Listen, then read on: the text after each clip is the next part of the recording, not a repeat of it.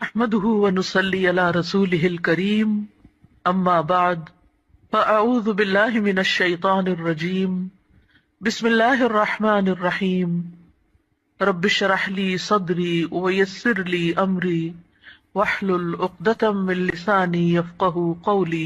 اللہ تعالیٰ نے انسان کو جن بڑی بڑی نعمتوں سے نوازا ہے ان میں سے ایک نعمت اولاد کی نعمت ہے۔ قرآن حکیم میں اولاد کی ولادت کا ذکر ایک خوشخبری کے طور پر کیا گیا ہے۔ ارشاد باری تعالیٰ ہے، یا زکریا انا نبشرک بغلام اسمہ یحییٰ لم نجعل لہ من قبل سمیا۔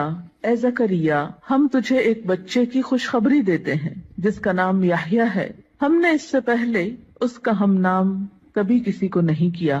تو گویا اولاد کا دنیا میں آنا انسان کے لیے ایک خوشخبری کی حیثیت رکھتا ہے۔ ایک اور جگہ پر اولاد کو دنیاوی زندگی کی رونق اور زینت کہا گیا ہے۔ ارشاد باری تعالیٰ ہے، المال والبنون زینت الحیات الدنیا۔ مال اور بیٹے دنیاوی زندگی کی زینت ہیں۔ اسی طرح انسان کے لیے اولاد ایک مددگار اور ایک بہترین غمخوار کی حیثیت بھی رکھتی ہے۔ اولاد سے انسان کی بہت سی توقعات بھی وابستہ ہوتی ہیں، لیکن اولاد والدین پر سب سے بڑا حق جو رکھتی ہے وہ تربیت کا حق ہے۔ اس لیے والدین کو اس معاملے میں اپنی ذمہ داری کا ثبوت دینا چاہیے، اور قیامت کے دن اس کے بارے میں ان سے سوال بھی ہوگا۔ قرآن پاک میں اللہ سبحانہ وتعالیٰ فرماتے ہیں، یا ایھا الذین آمنوا قوا انفسکم واہلیکم نارا۔ اے لوگو جو ایمان لائے ہو، اپنے آپ کو اور اپنے گھر والوں کو آگ سے بچاؤ۔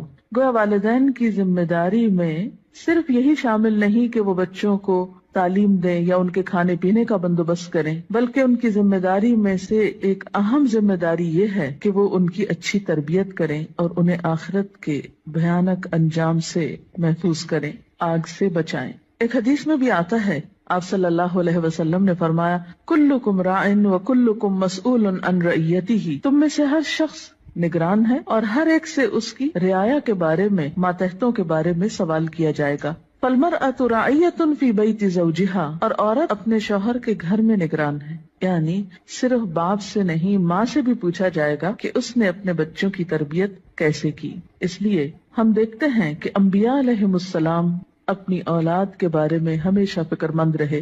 حضرت ابراہیم علیہ السلام اپنے ساتھ اپنی اولاد کے لیے بھی دعائیں مانگتے ہیں، رب اجعلنی مقیم الصلاۃ ومن ذریتی۔ اے اللہ، مجھے نماز قائم کرنے والا بنا اور میری اولاد میں سے بھی۔ حضرت یعقوب علیہ السلام کے بارے میں آتا ہے کہ جب انہیں موت آئی تو اس وقت انہوں نے اپنے بچوں کو بلا کر کچھ پوچھا۔ قرآن پاک میں آتا ہے، ام کنتم شہداء اذ حضر یعقوب الموت اذ قال لبنیہ ما تعبدون من بعدی۔ کیا تم لوگ اس وقت حاضر تھے جب یعقوب علیہ السلام کے پاس موت حاضر ہوئی تو انہوں نے اپنی اولاد کو کہا کہ میرے بعد تم کس کی عبادت کرو گے؟ انہیں اس بات کا فکر نہیں تھا کہ وہ کھائیں گے کہاں سے یا رہیں گے کہاں پر، انہیں فکر یہ تھا کہ میرے بعد ان کی عبادت اور ان کی دین پر چلنے کی حالت کیسے ہوگی۔ اس لیے والدین کے ذمہ یہ بہت اہم کام ہے کہ وہ اپنے بچوں کی آخرت کی فکر کریں۔ اس لیے بچے کی تربیت کا اہتمام اس کی پیدائش کے ساتھ ہی بلکہ اس سے پہلے ہی شروع کر دینا چاہیے۔ بچہ جب ماں کے پیٹ میں ہوتا ہے تو اس وقت وہ ماں کے خیالات اور ماں کی عادات سے متاثر ہو رہا ہوتا ہے۔ اس موقع پر والدین کو خاص طور پر نیک اولاد کے لیے دعا کرنی چاہیے، جیسا کہ قرآن پاک میں آتا ہے، رب ہب لی من لدنک ذریۃ طیبہ۔ اے میرے رب، مجھے اپنے پاس سے پاکیزہ اولاد عطا کر۔ پھر اسی طرح بچے کی پیدائش پر، خواہ وہ لڑکی ہو یا لڑکا، خوشی کا اظہار کرنا چاہیے، اللہ تعالیٰ کا شکر ادا کرنا چاہیے، اس نعمت کو اچھی طرح قبول کرنا چاہیے تاکہ پھر اس کی صحیح طور پر قدردانی ہو سکے۔